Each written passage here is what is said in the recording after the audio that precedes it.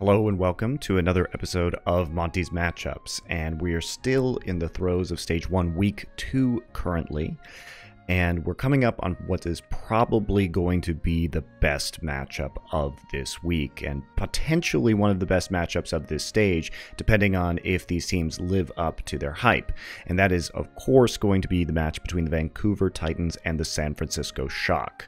Now, we may be overvaluing the Titans a little bit, only did see that one game from them so far, but they looked very dominant in their win over the Shanghai Dragons.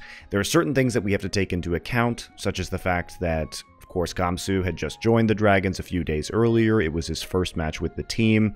They're still going to be trying to gel around that new tank, since Fearless is no longer, at least in person, with the Shanghai Dragons. He is off taking care of some personal issues, and we do not know when he is going to return.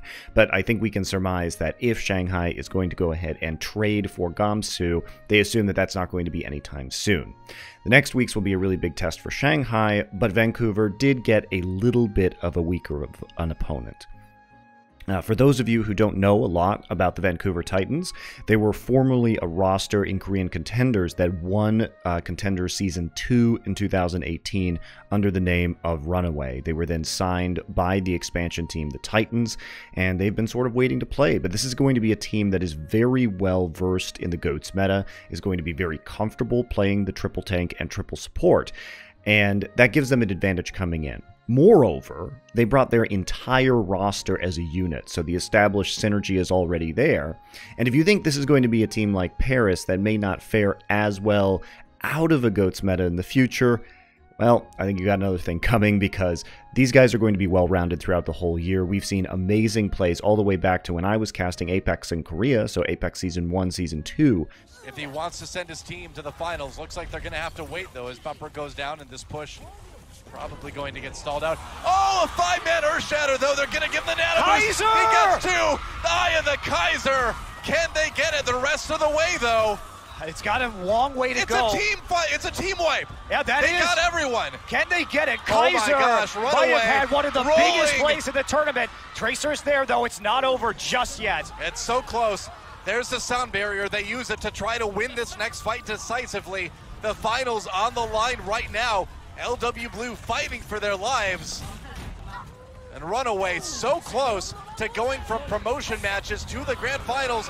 There's the Graviton Surge. They're winning it again. Sibyoldi, the only one there on the point, and Kaiser with another Shatter. That should set it up. Do they have enough right now? I don't know. The payload moving. Oh, they can't quite get it there again. It's so close, just 0.8 meters away. Haksal still getting the kills. The May goes down before the ice block. They'll do it. RUNAWAY goes to the finals. What a story for RUNAWAY. Promotions last season, now in the grand finals, taking down LW Blue, and Kaiser undoubtedly the MVP of that match. That was a nuts Reinhardt performance over 5 games. Tears on the faces of RUNAWAY. You know, a team that people counted them out in the end of the group stages. They counted them out in the quarterfinals. They counted them out today in the semifinals, and they have proved that none of that matters. They are going to the Apex Season 2 Grand Finals. And there were still players. Haksal was still there. He's an amazing Genji player. He's an amazing Pharah player. Just a great projectile DPS overall. So there's a lot of potential here in this roster. And I like that they had a little bit of an edge. Bumper in a post-match interview saying that they were basically going to 4-0 everyone, which is pretty exciting stuff. And in terms of gameplay, I think they definitely delivered. They looked like an elite team in this meta coming in, and that's going to be, I think, somewhat difficult for the San Francisco Shock to come in and play against. But as we look at the San Francisco Shock's first week, you know, they took that big win over the Dallas Fuel. They did barely lose to the Los Angeles Gladiators, and I think we did see some sloppiness in their play, which I imagine that Coach Krusty is going to double down on this week, considering that San Francisco Shock only have one match, and it's the last match of the week coming in. So it should be one of those matchups that will be, I think, exciting, and also will be a lot of time to prepare for, because you're waiting until literally the last match on Sunday for them to go up against and play Vancouver.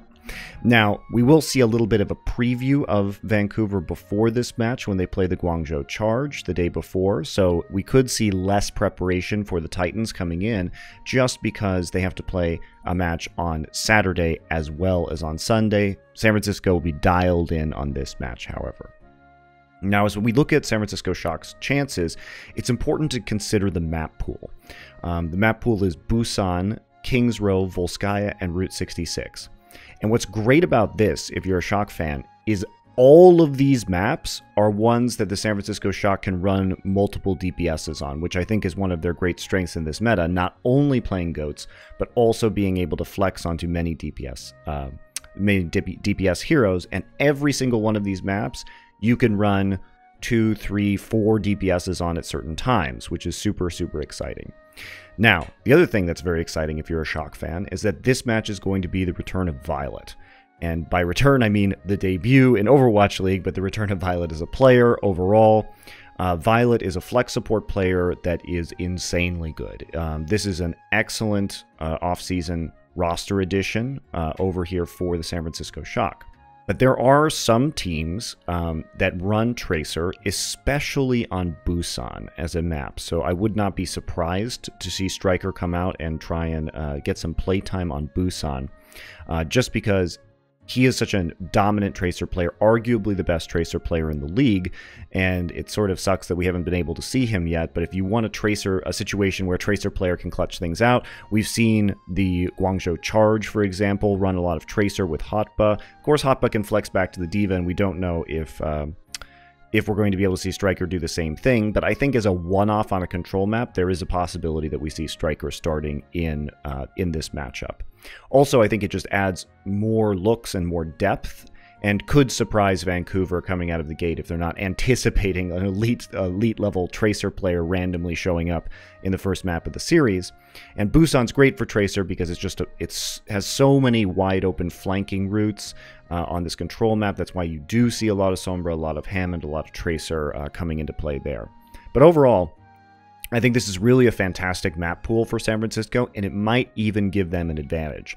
The combination of having a long time to prepare, lots of practice time to fix their mistakes from the Gladiators game, and what I think is a pretty favorable map pool, should give, I think, San Francisco just the slightest of edges, and I certainly don't think this is going to be a 4-0 in favor of the Vancouver Titans. I know Bumper is out there talking some trash, but this is going to be a really tough matchup. The question for the San Francisco Shock is which lineups are they going to be running, because they seem to... I have not detected a pattern yet to see how exactly they are swapping their players in and out of this roster.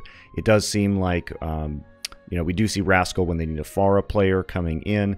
How are they going to play with Violet? Because there are possibilities that, now with Violet coming in for Sleepy potentially, they lack a Korean-speaking main support because they only have Moth on the roster, but there are looks where they could potentially run 5 Korean players in Moth now, and what does communication look like in this team at that point? Vancouver will always have that edge because they are not going to be a mixed language roster. That said, from my experiences and conversations with the players, many of the Shock players are actually pretty proficient in English now. I think especially Rascal has been doing a very good job of trying to learn English and actively using it within the team, especially I think after his time on the Dallas Fuel and now, of course, over on the Shock. He's made a lot of efforts, and so you can really see that this team is taking at least the language barrier stuff seriously and adapting over time. So as I said, great map pool for San Francisco, super interesting matchup. This, I think, is going to tell us a lot about who a potential Stage 1 winner might be. If the Titans are capable of really smashing San Francisco on a good map pool for the Shock, and just a day after their previous game where the Shock are just purely preparing for this matchup, I think we probably are going to be looking at the Titans as potentially the best team in the GOATS meta in Overwatch League and the favorites heading into the Stage 1 playoffs. If San Francisco wins, on the other hand, there are going to be a lot of questions. It's going to be a lot less clear as to who is going to be at the top of this league, obviously, especially considering San Francisco Shock is coming in at 1-1 with that loss to the Gladiators. Everything will be, I think, much more chaotic in terms of predictions at that point in time. But that's what I'm hoping for, just a little bit more excitement there. So thank you very much for watching this episode of Monte's Matchups. Hope you guys have been enjoying these. Please let me know in the comments if you have any feedback or other additional content you'd like to see. And I'll see you next week.